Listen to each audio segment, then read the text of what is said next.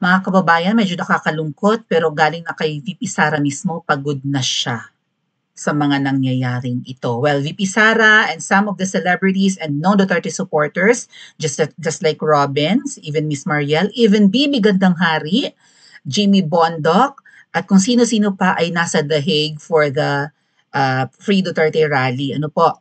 So, well, diyan sa Pilipinas, alam kong masama ang panahon, pero mag-iingat po ang lahat. Matindi ang ulan, malakas ang ulan, may mga baha, may mga nagla-landslide na po even in Baguio, di ba? May bumagsak na boulder sa isang sasakyan. And also, baka yung mga pagtitipon sa Pilipinas, lalong-lalo na po sa Kamaynilaan, ay hindi masyadong dadagsain ng tao para kay PRRD dahil nga po sa sama ng panahon, wag na lang pong ipilit mga kababayan kasi wag niyong ilagay yung sarili sa alanganin, hindi ba? Gustuhin man natin na suportahan si PRRD sa mga pagtitipon dyan sa Pilipinas, wag niyo pong ipilit kung masama talaga ang sitwasyon ng Pilipinas dahil nga po sa bagyo. Pero syempre sa Dahig mukhang okay naman, umuulan-ulan ng konti. Pero yeah, tuloy ang pagtitipon ng mga Duterte supporters sa labas ng ICC. Si VP Sara po ay nandun din at nagbigay nga po ng medyo lengthy na speech para sa ating mga kababayan. Napakarami niyang tinakil doon, di ba? Itong illegal na ginawa kay PRRD, itong hirap sila sa paghanap ng testigo laban kay Tatay Digong. Binanggit niya si Regina Garma na di umano'y binlockmail pala yun, mga tatkuya ha, na ganyan kahayop ang mga nakaupo ngayon. Wala, talagang they will destroy the Dutertes. At kung si Doc Loray nga po ang tatanungin, parang despite na si VP Sara ay may strategy na kung ano man ang mangyayari sa kanya, merong backup plan ang ating pangalawang Pangulo, na meron siyang inutusang tao na re-rest back for her. Pero kahit na may ganon, mga ate at kuya, mukhang kapag hindi talaga nila naalis through impeachment si VP Sara, ay baka nga po gawan nila ng paraan na magurgur. Alam nyo, nagpapahayag na ng pagkapagod ang ating pangalawang Pangulo. Ngayon, sasabihin ko na agad sa inyo mga tat kuya, I think I would agree kung si VP Sara ay mag-quit na lang as Vice President. Mag-resign na lang siya. Para tapos na. Para hindi siya masyadong ma-stress kahit na ituloy pa nilang impeachment, magdusa na lang ang lahat sa kademon. Kawawa nga lang ang Pilipinas. Dahil for sure mga kababayan, pag wala na si VP Sara sa posisyon, magsama-sama silang lahat ng mga mabubudol, mga magnanakaw, mag-agawan sila sa posisyon na i-vacate ni VP Sara, bahala sila magresbakan, magbangbangan sila or magtagaan sila, wala na tayong pakialam nga lang po kapag magkakasama. At di ba si VP Sara kasi kahit paano yung yung isang opisyalis na tinik sa landas nila, hindi nila hindi nila malubos-lubos ang paghahari sa Pilipinas, pagdodoktor sa konstitusyon, pagnanakaw, pang-aabuso, kasi nandyan pa ang pangalawang Pangulo. Pero pag nawala yan sa landas, nako talagang sky is the limit. Ang abuso ng mga poke ng ina sa kapangyarihan at sa kaba ng bayan, buisit. Anyway, pagod na nga ang ating pangalawang Pangulo. Tingnan natin kung susuko baga ito. Susuko baga siya. Pakinggan po muna natin. Let's see kung ano ang mga sinabi ng ating Vice President kanina po sa rally sa The Hague. Shoutout po sa mga kababayan natin in Europe and salamat ng marami sa pagbisita nyo riyan. Sana po hindi kayo minamalditahan ng mga nagsisiga-sigaan dyan ngayon sa The Netherlands kasi syempre ang usap-usapan po ay yung mga taga-riyan ng mga Pilipino dyan lalo na sa The Hague, Amsterdam and sa Netherlands may mga attitude raw. Sana naman na hindi totoo, right? Baka mamaya mga angka na yan ni Joma Seasoning. Okay, let's listen to the Vice President, mga ate at kuya. 2 years.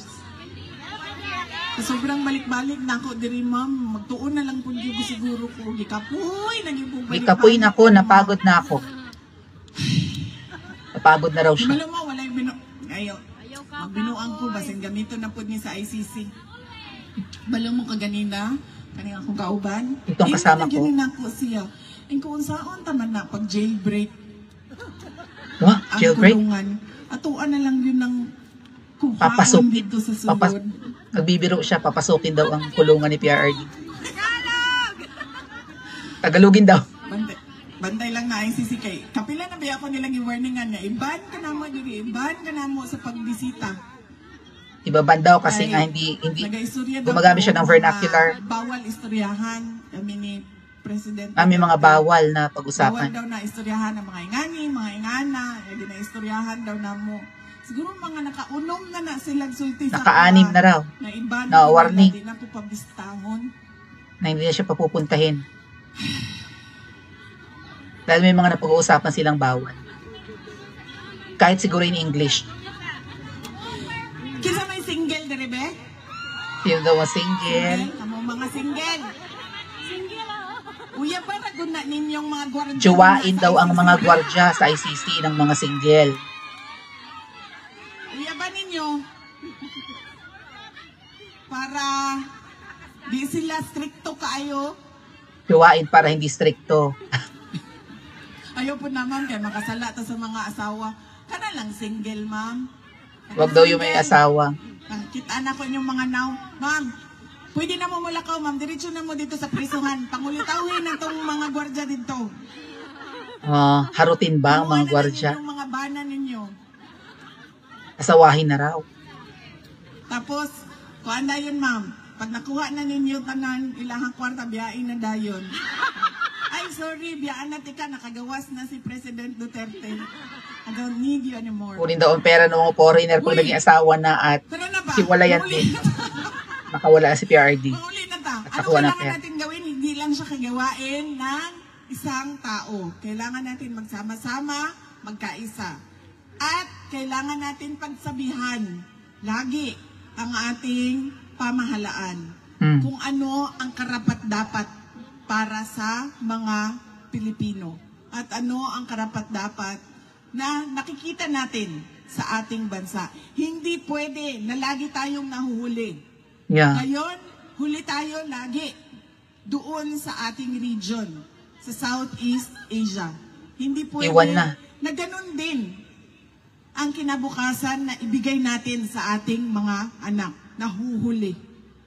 Hindi pwede dahil we deserve better. We are not Filipinos for nothing.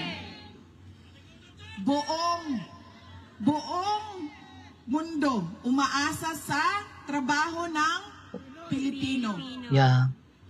Buong mundo umaasa sa sipag ng Pilipino. At hindi na pwede na nasa huli tayo lagi.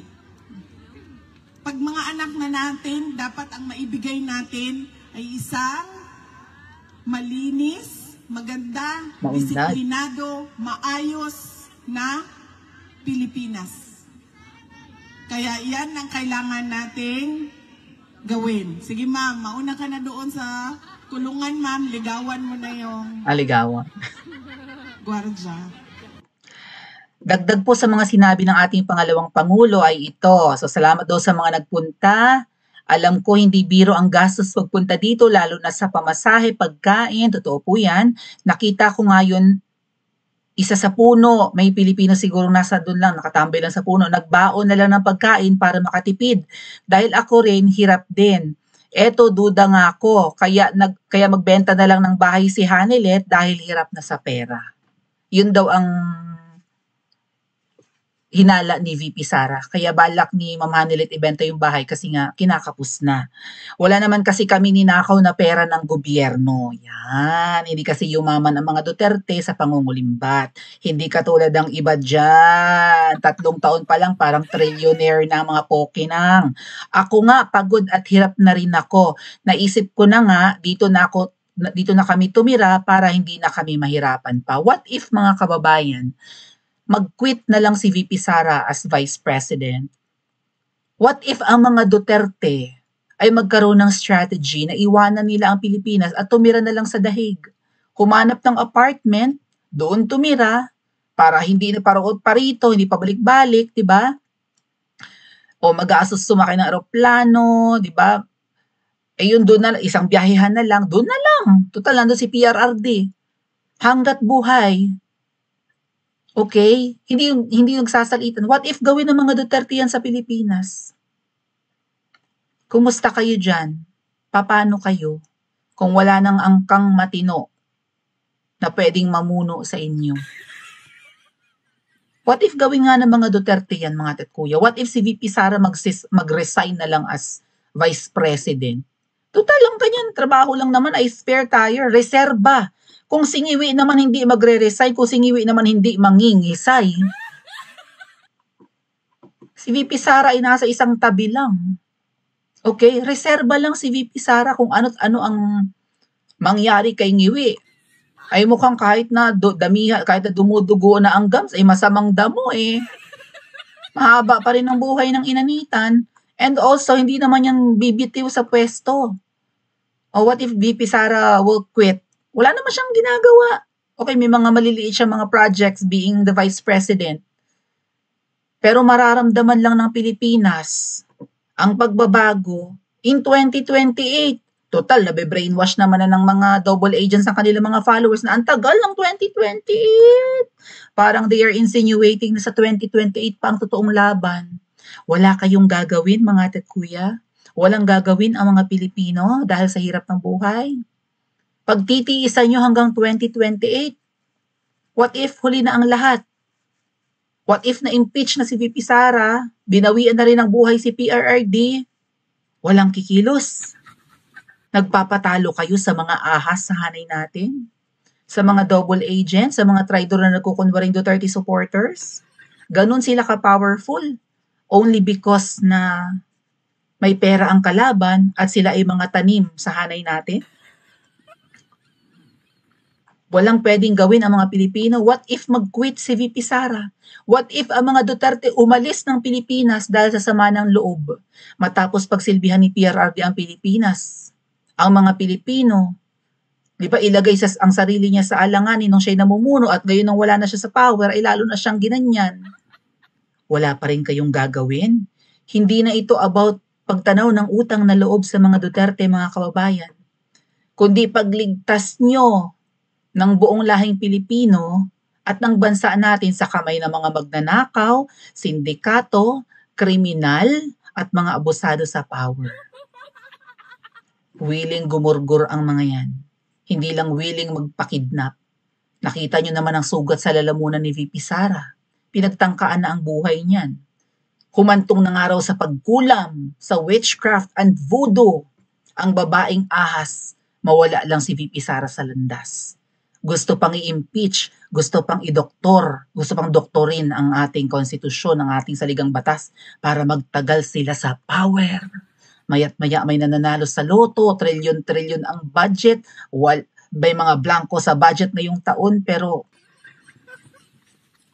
handa niyong pagtiisan hanggang 2028?